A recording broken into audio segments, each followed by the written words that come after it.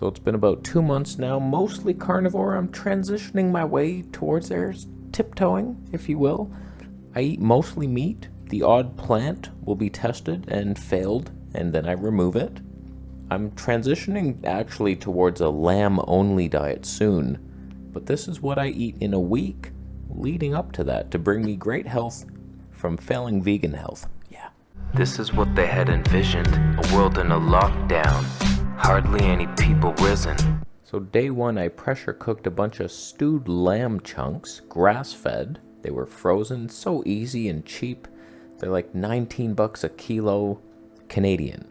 And to that, I salted a little bit, and then I had some ground beef from the night before, added a little flax oil to that. I will be removing flax oil at some point, but I bought a giant bottle, and I'm using it up. I need the estrogens in my nipples. How do you get your estrogens, men? Yeah, something you should ask yourself. There was also meaty lamb juice left over from the pressure cooker that I drank at some point. But scoop off the top layer of fat or you'll get nauseous. Day 2, I had a ribeye steak. This was that terrible one I told you about. It was not meat. I don't know what the hell that was. It tasted like bleach. Worst steak of my life. I will never go back there again. Had a bunch of eggs, I think 4 eggs, fried in a little bit of tallow, and we had the leftover lamb chunks from the night before, and I added flax oil to that, had a little bit of cod liver oil before the meal. We're getting all kinds of omega-3s, flax, plants, fish, algae, every one. Day 3, I bought a real ribeye from a nice farm, and it tasted like light years better. I could not believe how different it was. It's mostly corn and grass-fed. This is duck eggs now, mixed with ground beef. Got a little flax oil on there, of course, and what I've noticed, I'm still researching a lot about carnivores and how they heal. Some people, and I think I'm one of them, we struggle with aged beef because of the histamines. And so like I have canned fish. I don't know if that's causing symptoms for me. I just have some slight skin issues that are lingering. So I am leaning towards lamb only because they're a smaller animal, they have less histamines. You cook it straight from frozen, you might live.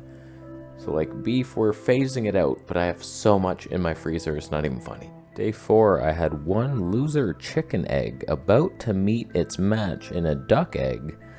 Look at the size difference of the yolk, and they're more orange. Duck eggs, confirmed, healthier. Could be. I don't know, they seem better. They're more expensive. Not astronomically so, but more. So I went hard on the fat today. I had the 1 chicken egg, 4 duck eggs, a bunch of flax oil in there, this ribeye, which was super fatty, fried in tallow, and I did actually have some sauerkraut. A plant made an appearance in my life. I figure it would eventually be a good addition to a carnivore diet. You get some friendly bacteria, high vitamin C, low sugar. What could go wrong? It hurts my teeth, so I don't know why I'm buying it. Now, day 5, you're probably noticing a trend that I actually have leftovers because I wasn't starving and I didn't need to finish the meal. I felt satiated, unlike veganhood, where I never had leftovers. The odd time I've managed to stop due to the fiber bloating my ass to the moon, even though the moon isn't real. Leftover ribeye was had. We had 4 duck eggs, 5 chicken thighs made an appearance. Air fried those, 13 minutes aside at 400 degrees. Depends on the size of your chicken thigh. Sometimes if they're tiny, it dries it out. If they're big, that's the perfect time. Only you will find out. I also found that I was still hungry. Chicken rudely did not satiate me, so I was like searching. Most of my stuff's in the freezer, didn't feel like cooking again, so I just had a can of salmon and some more sauerkraut and then another can of salmon. So it was 2 cans, just like that Fruit Loop character. Day 6, I cooked up the rest of my chicken thighs. I bought a whack load of them, and so I cooked the rest. I had some raw sockeye salmon. Here's what I did. You have the raw sockeye salmon, peel the skin off, and then air fry the skin to get it crispy. Because I've tried raw salmon skin and it doesn't chew ever.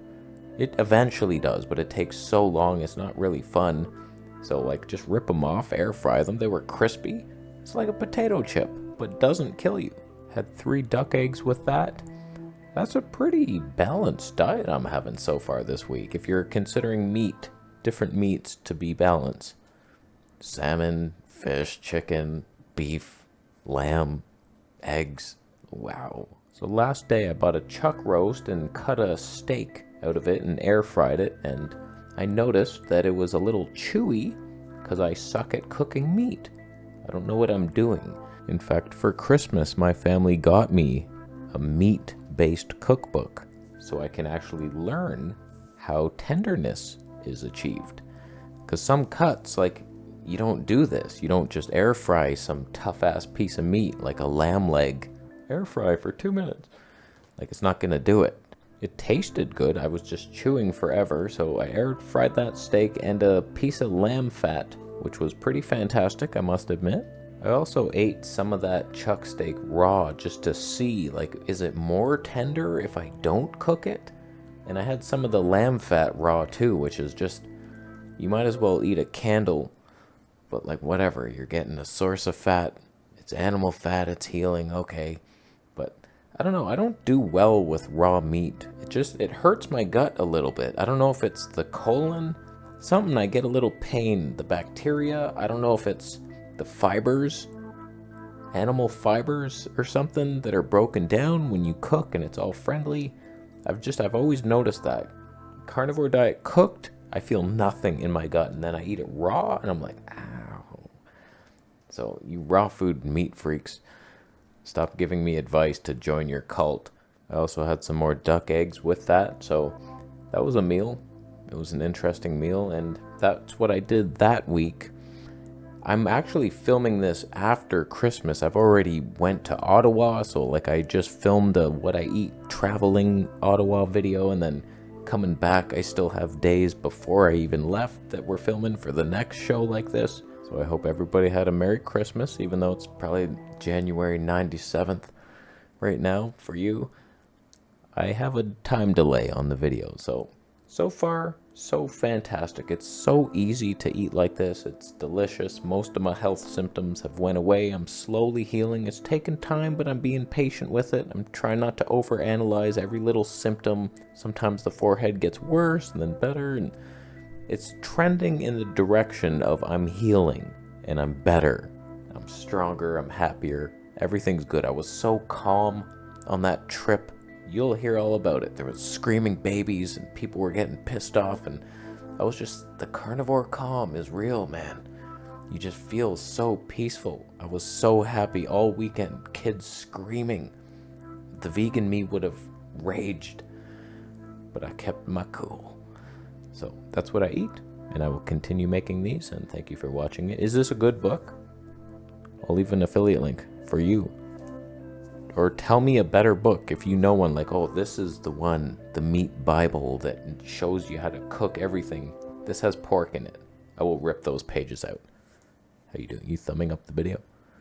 That's nice of you.